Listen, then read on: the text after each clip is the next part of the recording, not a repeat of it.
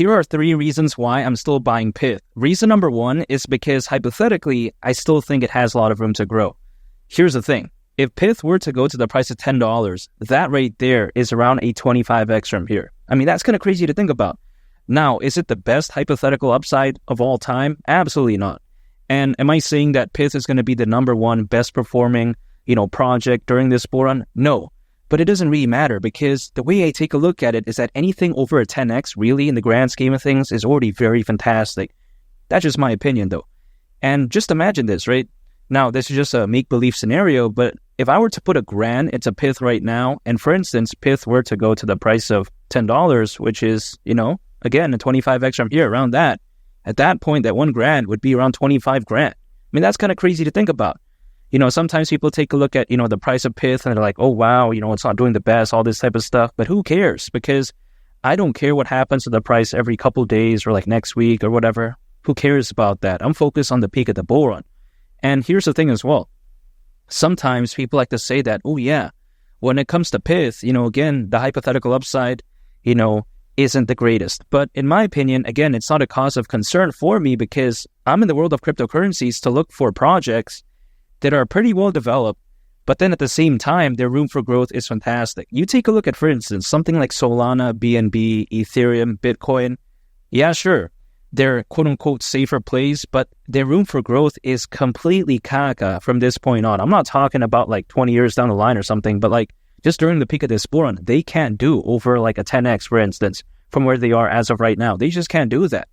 Now, that's just my opinion, but still, the way I view it is that I'd much rather choose something that's pretty big, something like Pyth, that the risk doesn't feel too crazy because it's not a micro cap, but at the same time, it's not this dinosaur that has caca room for growth. That's not the case. So that's what I really like about it. It's kind of like the best of both worlds type of scenario. It's kind of like that perfect balance in between. So I really like that when it comes to Pyth. And it's not like $10 is crazy because at that point, market cap, considering current circulating supply, would be around $36 billion. So it's not too crazy. We've seen Shiba Inu reach around 40 billion. We've seen Dogecoin reach over 80 billion. So I'm not talking about these crazy nonsense numbers right here. Some people like to think that, oh yeah, when it comes to Pyth, it can't grow along with the other cryptocurrencies out there, all this type of stuff. Well, I think when people think that way, they're basing it off of the meme coins and AI projects that are pumping as of right now. Sure, they have a lot of attention. And has many meme coins out there outperformed Pyth? Yes, but it doesn't really matter because I think around 6 months to a year from right now, things could totally be a different story. So that's why I do think that Pyth could have such a massive, growth, hypothetically, during this bull run. Also, not to mention, you take a look at the attention is soon going to dissipate. We've seen this time and time again. In 2021, everyone was like, oh yeah, only Dogecoin and Shiba Inu is going to pump. But that's not true. We saw many projects pump, right? So when I take a look at something like that, I think history, even though it doesn't always repeat itself, it tends to rhyme. So I think eventually a lot of the attention is going to shift beyond AI projects, meme coins, and also Bitcoin. And I think it's going to flow into other projects, but it's just a waiting game. And it's fine because I'm going to be waiting anyways. So it is what it is. You know what I mean? And again, Pyth at the price of $10 doesn't seem too crazy. At least that's the way I view it. And why would Pyth have a bad time during this bull run? I just don't think it would. And this actually brings me to my second point, because the second reason why I'm still buying Pyth is because you take a look at the Pyth network is very revolutionary. After all, it's a blockchain oracle for market data. Now, some people may think this is kind of corny, but in my opinion, it's very amazing because you got to think about this, right? An oracle in this case, what is that? It's basically a data feed that brings data from off the chain, aka off-chain data, and brings that data over into the blockchain. Now, some people may be thinking, okay, who cares about this, random data, right? Who even uses this? Now, that's actually a very bad mindset, in my opinion, because if you take a look at it, there's many decentralized applications as of right now. There's thousands upon thousands, but there's more that's going to pop up in the future.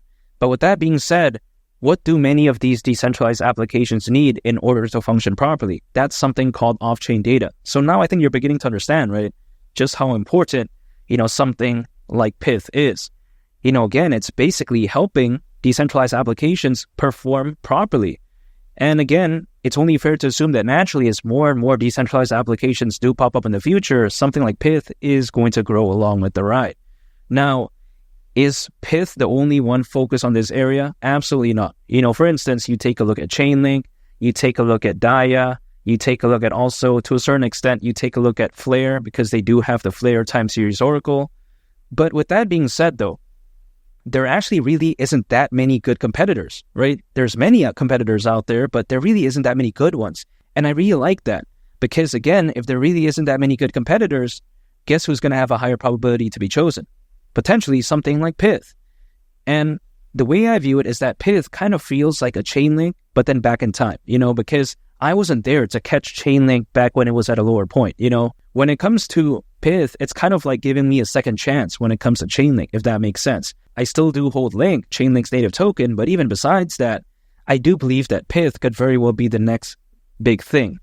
And that's what really excites me. It's kind of like Chainlink's little brother in a sense, but not really. It just kind of feels like the up-and-coming thing. And there's also other factors we have to take into consideration. It's been stated that the Pyth network can, for instance, provide price feeds for smart contracts, so that's fantastic. And also you have to take into consideration how Pyth themselves even claim that they can deliver real-time market data for crypto, equities, FX, aka foreign exchange, and commodities to over 50 blockchains, which is insane.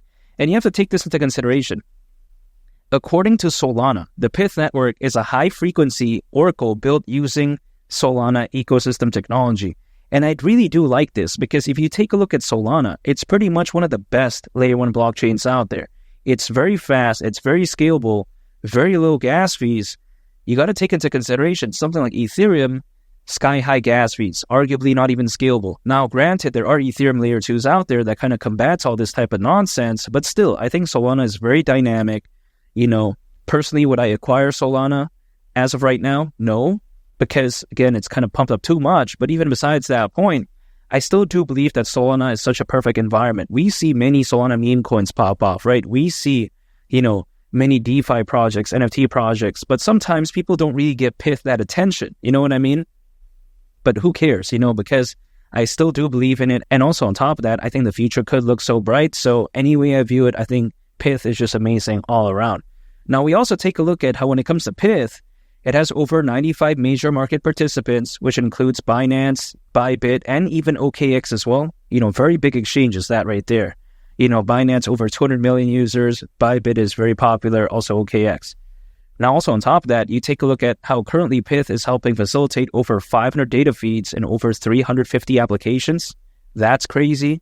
Not to mention, Pyth has a heavy emphasis towards DeFi, aka decentralized finance, and I think that's going to be massive. So any way I view it, the Pyth network, A+ fundamentals, amazing use case, it's a no-brainer for me.